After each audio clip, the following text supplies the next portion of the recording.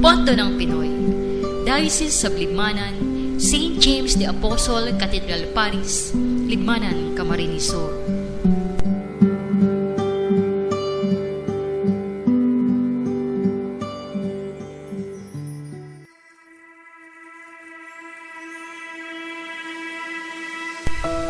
Ang kwento ng Pondo ng Pinoy sa parokya ni Santiago Apostol.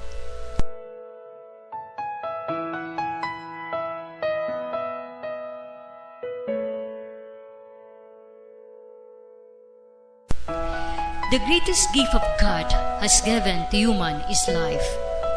Human life, no matter what the condition is of the person, rich or poor, strong or weak, learned or ignorant, is modeled after God. Genesis chapter 1, verse 26 to 27.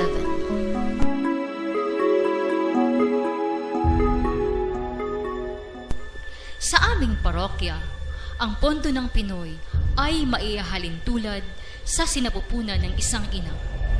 Isang sanggol na unti-unting nabuo upang magkaroon ng buhay. Magkaroon ng kaganapan ang buhay, the fullness of life. I have come so that they may have life and have it to the full. John chapter 10, verse 10.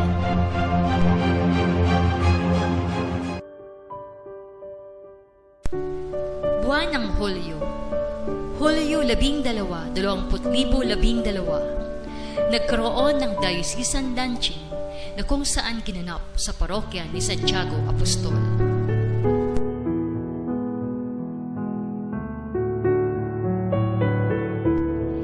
Ika-21 ng Agosto 2012, dalawa kami sa aming parokya ang naatasan mag-attend ng seminar sa Naga City upang higit na maintindihan kung ano ang Pondo ng Pinoy.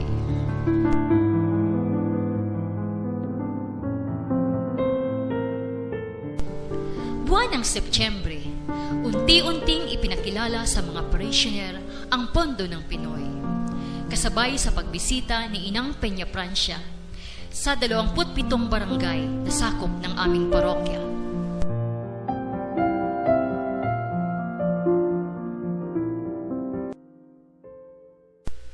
Kasabay ng pagpapakilala sa Pondo ng Pinoy, nabuo din ang core group, mga taong naatasan upang pamahalaan ang Pondo ng Pinoy, na sina Sister Eva B. Pendor, Parish Coordinator Communication, Brother Jimmy Francisco, Parish Coordinator Religious Organization, Sister Yurlin P. Dilangco, Libmanan Government Unit, Sister Marines F. Santiago, Education, Sister Naki Cornejo, Business Sector, and Sister Marie Zisel Jumano, Finance.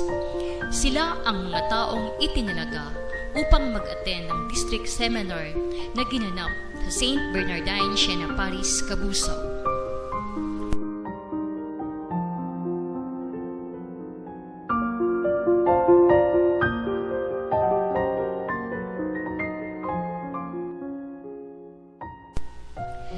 Enero 15, 2013, nagkaroon ng malawakang seminar sa buong distrito, mula District 1 hanggang District 4, kasama ang Paris Pastoral Council, Religious Organization, Barangay Pastoral Council Representative, Pastoral Workers, Cluster Leaders, and Parish Catechist. Sa seminar na ito, kami ay tinulungan ng ating diocesan coordinator na si Father Dawe. Unti-unti nang naisapuso ng mga parishioner ang Pondo ng Pinoy. Naisatinig ang anumang magaling kahit na maliit, basta't malimit ay patungong langit. Sa wakas, Enero 20, 2013, kasabay ng kapistahan ng Poong Santo Niño, ipinanganak ang Pondo ng Pinoy sa aming parokya. St. James the Apostle Cathedral Paris, Pondo ng Pinoy Paris Luncheon, Feast Day of Santo Niño, January 20, 2013. Upang lalong maipadama ng parokya ang pagmamahal sa mga bata na kulang sa nutrisyon, mga bata na nangangailangan ng atensyon, pagkalinga at pagmamahal. Dito rin nagsimula ang pag-aalay ng Pondo ng Pinoy.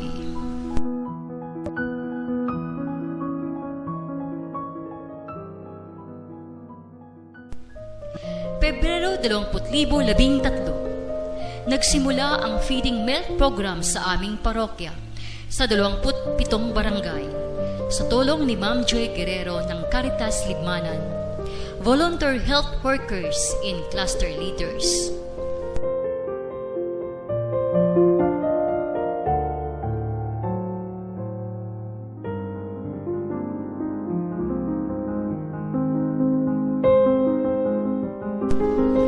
Marso 2013, First Diocesan Coordinators Meeting na ginanap sa SKK Formation Center, Bahay, Libmanan. At sa buwan ding ito, nagsimula ang pag-distribute ng stickers at Pondo ng Pinoy tarpaulins.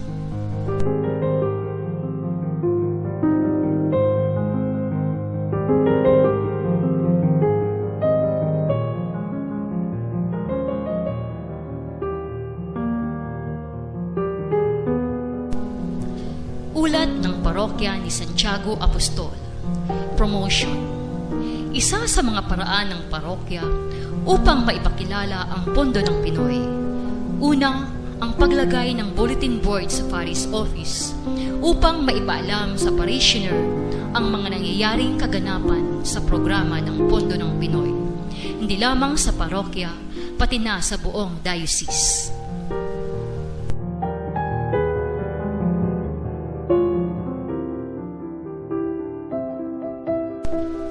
Pangalawa, pagbabahagi ng house stickers, battle stickers, Pondo ng Pinoy tarpaulins sa mga barangay na sakop ng parokya.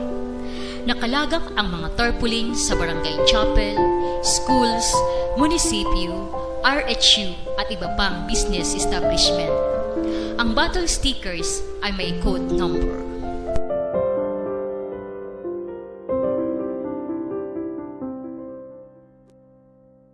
Education. Barangay. Patuloy ang seminar orientation ng Pondo ng Pinoy sa mga barangay. SKK sa Radit na Kristiyanong Komunidad. Lokal na simbahan, nagtatalubo pasiring sa kaburonyugan, asimbuhay na pagsaksi sa kaharian. Noong nakaraang visitation in honor of St. James the Apostle, buwan ng Hulyo 2013, kasama sa agenda ng aming butihing kura paroko ang Pondo ng Pinoy. Isa sa mga formator na si Sister Allen Orios ang nag-o-orient. Nakaka-inspired kung mararamdaman mo ang 100% suporta ng aming kura paroko at iba pang mga kaparian sa parokya.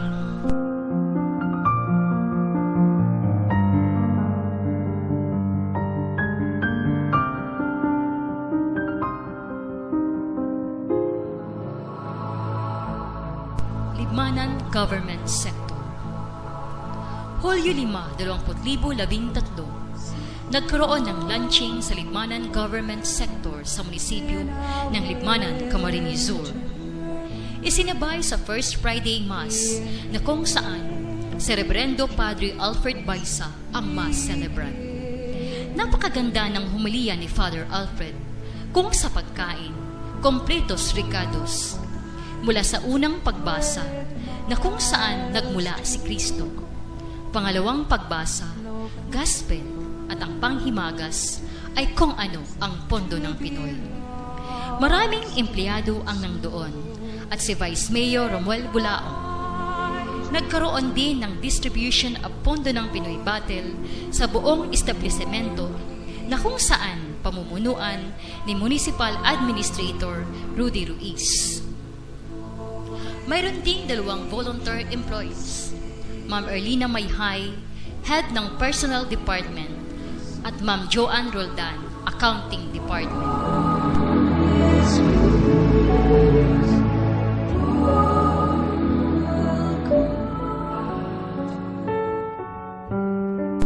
Hapon ng Hulyo 5, 2013, nagkaroon din ng launching sa Rural Health Unit ng Libmanan.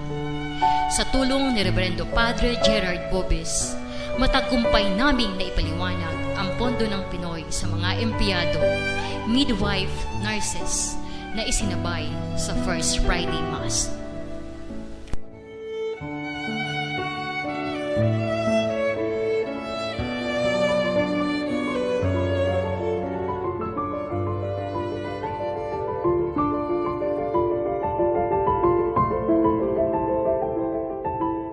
Libmanan Business Sector. Dumadagongdong sa tuwa ang aking puso at sumasayaw sa galak. Pondo ng Pinoy Supporters, Libmanan Business Club Incorporated, leading innovation through business club community initiatives. Noong nakaraang Hulyo, 11/2013, they invited us to attend their monthly meeting at isa sa kanilang agenda ay kung ano ang Pondo ng Pinoy.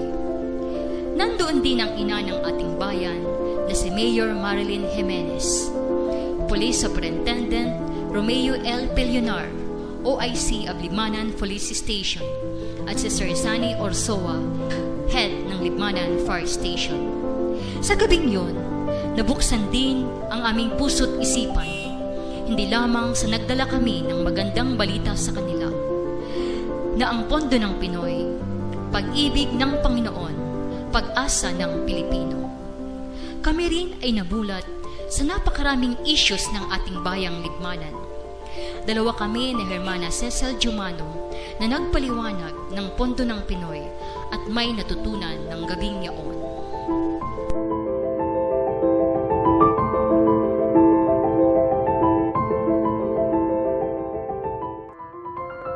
Schools. Nakakatuwang tingnan ang mga bata habang sumasayaw at kumakanta ng isang kusing. Agosto 29, 2013, Colegio del Santissimo Rosario, Pondo ng Pinoy Launching.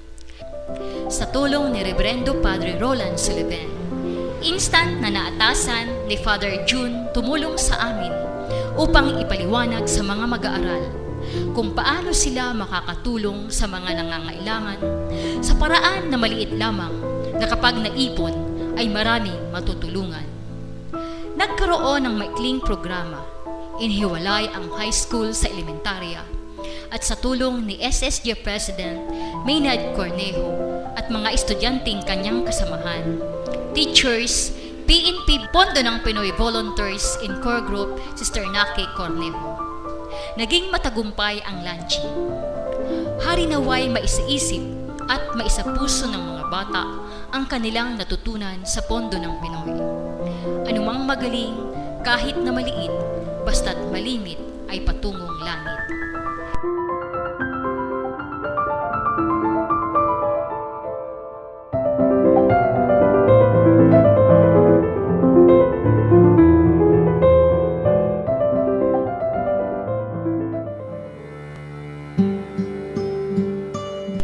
Bicol Central Academy, Arbo Bitay, Fondado Elementary School, Libmanan North Central School, Candato Elementary School ay ang mga sumusunod na bibisitahin ng Pondo ng Pinoy Core Group, Formators and Volunteers.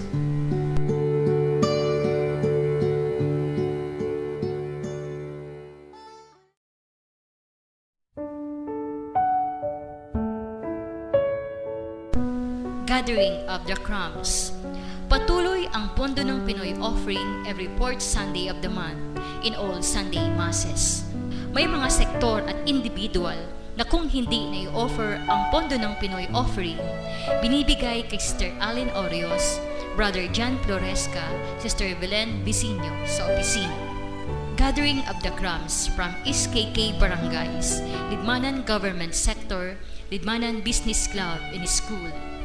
Magandang isipin na sa buwan ng Hulyo, tumaas ang aming offering from 1,000 to 3,000.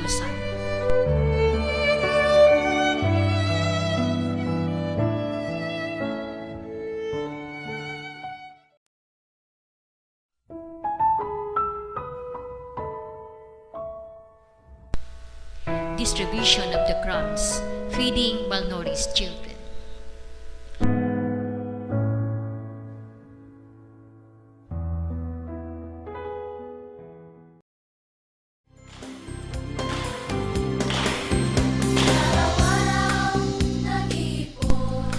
administrative. Sa kabila ng busy schedule ng core group, patuloy na binibigyang oras ang programa ng Pondo ng Pinoy sa aming parokya upang lalong mapatatag at mapalawak ang kaalaman.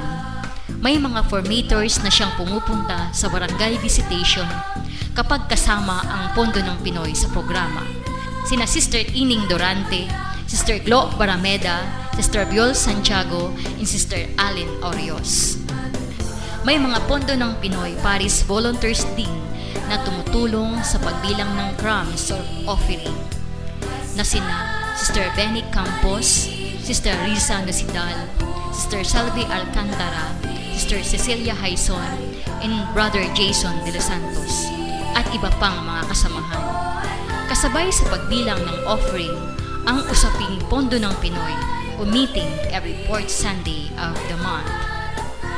Yan ang kwento ng Pondo ng Pinoy sa aming parokya. Salamat po. Hanggang sa muli.